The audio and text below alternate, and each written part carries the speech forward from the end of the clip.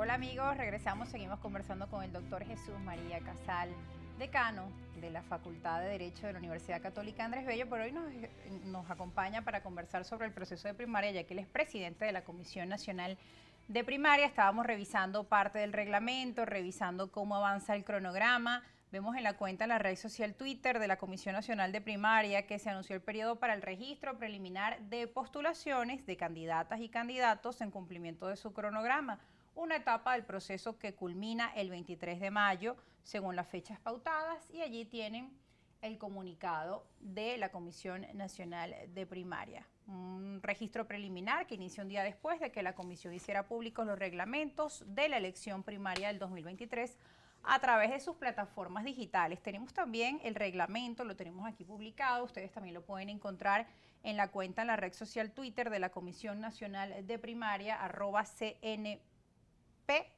o CN Primaria B. Allí ustedes pueden encontrar también este reglamento donde están parte de los estatutos. Allí habla de las postulaciones, que es otro de los puntos importantes que vamos a seguir revisando con el doctor Jesús María Casal. De las postulaciones de las candidaturas, los trámites para la postulación se especificarán en el instructivo de postulaciones especificados y se notificarán las que no, ante lo que se podría solicitar una reconsideración. Y bueno, acá salen una serie de requisitos, además de ser venezolano sin ninguna otra nacionalidad, haber demostrado un compromiso inequívoco con la lucha por la libertad, el rescate de la democracia, el respeto de los derechos humanos, libertad de los presos políticos y regreso de los exiliados. Es parte de esos reglamentos, parte de las postulaciones. También en el artículo 6 salen los formatos de las actas que deben entregar los candidatos, acta de consignación de documentos, formato de postulación, bueno, en fin, una serie de requisitos que, digamos, ya están en etapa de entrega, y esto es hasta el 23 de mayo. Ahora, una de las preguntas recurrentes que también se hacen los ciudadanos, los electores, es qué ocurre, por ejemplo, con el caso de los candidatos que están inhabilitados para participar en este proceso. De eso no se habla allí. ¿Qué pasa con ellos? ¿Qué pasa si ganan pero siguen inhabilitados? Claro, efectivamente, no mencionamos eso en el reglamento porque consideramos que esa no es una restricción, no es una barrera. El que alguien haya sido víctima de una medida de inhabilitación de la Contraloría General de la República no le impide participar en la primaria. De acuerdo a nuestro reglamento marco, esto no es una restricción, además. Entonces, incluso aquí se puede citar el precedente de las primarias del año 2012. En esas primarias, el candidato Leopoldo López había sufrido en ese momento una medida de inhabilitación y sin embargo pudo participar en la elección primaria. Y se dictó una sentencia de la Sala Constitucional que estableció que esas medidas de inhabilitación no impedían participar en elecciones internas de partidos o procesos como aquel organizado por la Mesa de la Unidad Democrática, que era una primaria, ¿no? Bueno, pero además pues nosotros consideramos que esas medidas no son respetuosas de derechos humanos. Esas personas pueden participar en la primaria, quienes hayan sido víctimas de estas medidas de inhabilitación, y los electores deben tomar su decisión. Los electores deben escoger entre esa oferta diversa, dentro de esa oferta diversa de candidatos, cuál consideran ellos que es la figura que mejor representa el cambio político que quieren para Venezuela. Pues tocará respetar esa voluntad de los electores en el sentido de que aquel que puede competir puede ganar. Nosotros como Comisión Nacional de Primaria lo que haremos será proclamar al que haya ganado. Evidentemente, ¿qué ocurre en ese momento? Claro, ahí se plantea pues un debate, qué ocurre pues si esta persona todavía en ese momento está inhabilitada. No olvidemos además que incluso puede ocurrir con el manejo que se ha hecho en ocasiones de esta figura de la inhabilitación. Recordemos lo que sucedió en Barinas, Claro. que también puede ocurrir con un candidato que ahora está habilitado, Y esa es parte del temor de no los lo ciudadanos esté, que van a votar, ¿no? no lo esté después. O sea, no, pero no solo pensemos en alguien que esté ahora inhabilitado, sino que Que si podría, vemos además. experiencias como la de Barinas, puede ocurrir que alguien que ahora no tiene restricción, sin embargo, sea víctima de inhabilitación en el camino.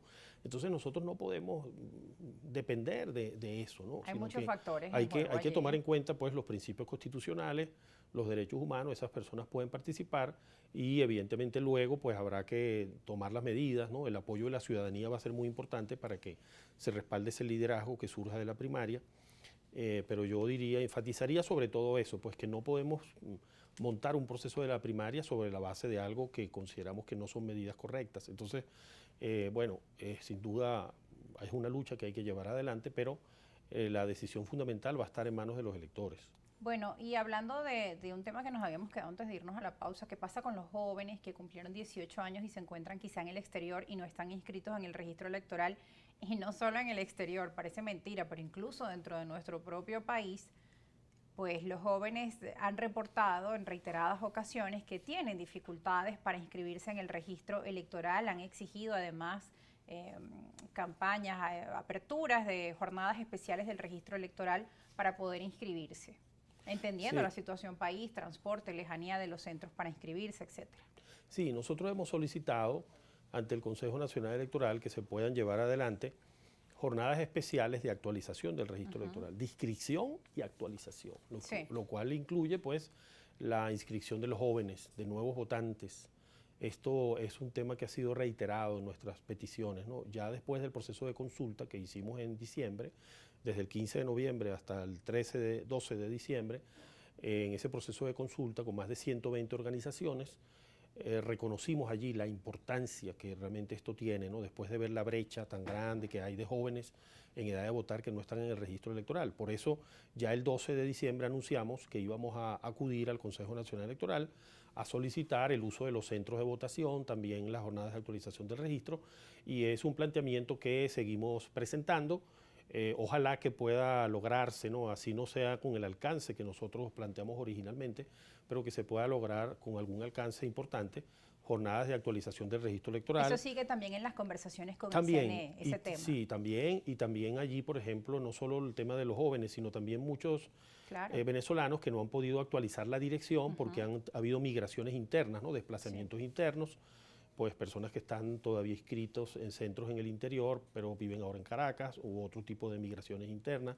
Sabemos que también hay una preocupación al respecto en relación con venezolanos que están en el exterior. Yo pienso que el voto en el exterior hay que verlo con una perspectiva gradual, ¿no? Es decir, en este momento con el reglamento de voto en el exterior y el alcance que quiere tener, se está dando un gran paso. Es un gran paso.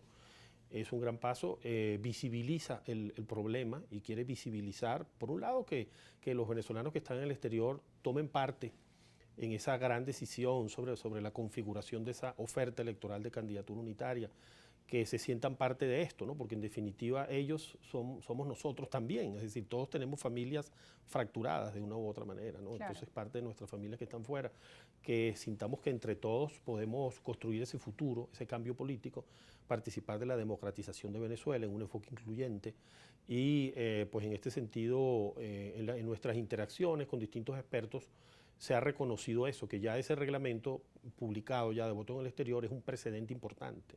Y esto ojalá pueda ayudarnos a que en el futuro, para la elección presidencial, para otros procesos, se pueda flexibilizar la normativa que rige actualmente y que es muy restrictiva, porque hay que considerar, por un lado, pues las distintas situaciones migratorias en que se encuentran esos venezolanos.